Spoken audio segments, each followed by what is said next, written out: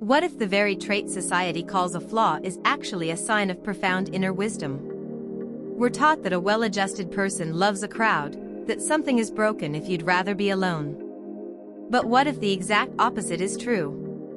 What if your aversion to guests isn't a social failure, but a spiritual sensitivity? Your private space is far more than a building. It is an extension of your consciousness. Every object, every quiet corner, is a piece of your inner world made visible. When someone crosses into this territory, they aren't just entering a room. They are stepping into the sanctuary of your soul. Think of the person you become out in the world. The employee, the neighbor, the polite stranger. You wear a mask, a necessary one, to navigate the day. Your home is where you finally take it off. It's where you stop performing and simply exist. You can finally breathe. Then, a knock at the door. The mask must go back on. The social self, the one that knows how to chat and entertain, is summoned back to duty right in your one place of refuge. Is it any wonder your spirit rebels? But this goes deeper than just needing to recharge. It's about the fundamental source of your energy. Some people are like solar panels, powered by the external light of others. They thrive in a crowd. But others are like deep wells, drawing energy from a quiet internal spring. The world doesn't fill them up, it draws them down. If you are the latter, your home is your recharge station. Your solitude is not emptiness but fullness. You are not being difficult, you are honoring your design. A flute doesn't apologize for not sounding like a bell. You don't need to apologize for needing quiet the way others need noise. There's another more hidden reason for this resistance. We all carry an inner world we are sorting through, unresolved feelings, unexamined thoughts, the fragments of our becoming. This is delicate work. A visitor, even a welcome one, can feel like a tremor that scatters the pieces. Your psyche, in its wisdom, is protecting this sacred, unfinished process.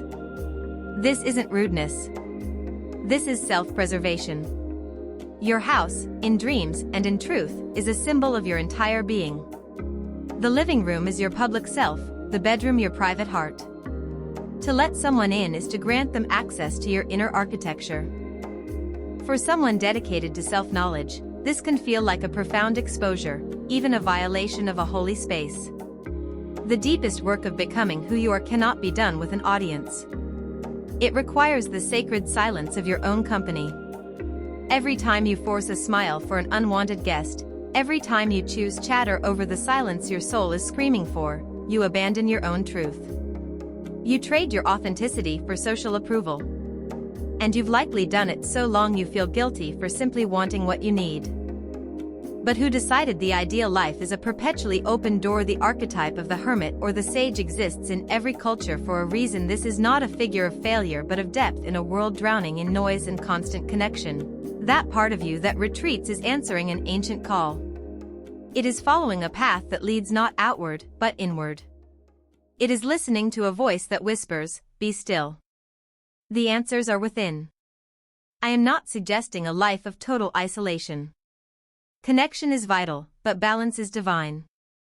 Your need for solitude is not a problem. It is a sign of health. Your resistance to visitors is not a flaw. It is wisdom. In an age of endless stimulation, the ability to be alone is a radical act of self-respect. Protect your silence. It is where your soul speaks. When you feel that tension at the thought of company, you're not rejecting life, you're honoring it. You're declaring that your inner world matters, that your peace is non-negotiable. This is courage, because the world will call you antisocial. Your friends may not understand, but you know the truth. You know that in solitude you are most truly yourself. The people that drain you are not bad. They simply operate on a different frequency.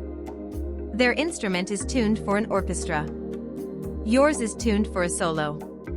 Let them have their gatherings. You have permission to have your peace. The world doesn't only need the social, it desperately needs the deep.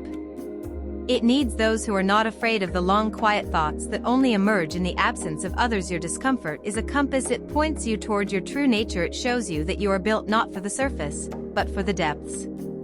When you honor this, you stop feeling guilty. You become more authentic.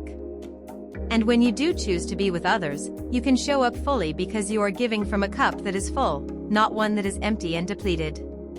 To fill that cup, you need uninterrupted space. You need a home that is a sanctuary, not a stage. You need time where no performance is required. So the next time the doorbell rings and you feel that familiar pull to say no, don't judge it. Listen. It is your spirit telling you what it requires to thrive. It is telling you that your energy is sacred. It is telling you that being alone is not loneliness. It is communion with the self. You are under no obligation to open your door. You are allowed to say, not now. Those who truly care for you will respect your boundaries. They will value the person you become in your solitude.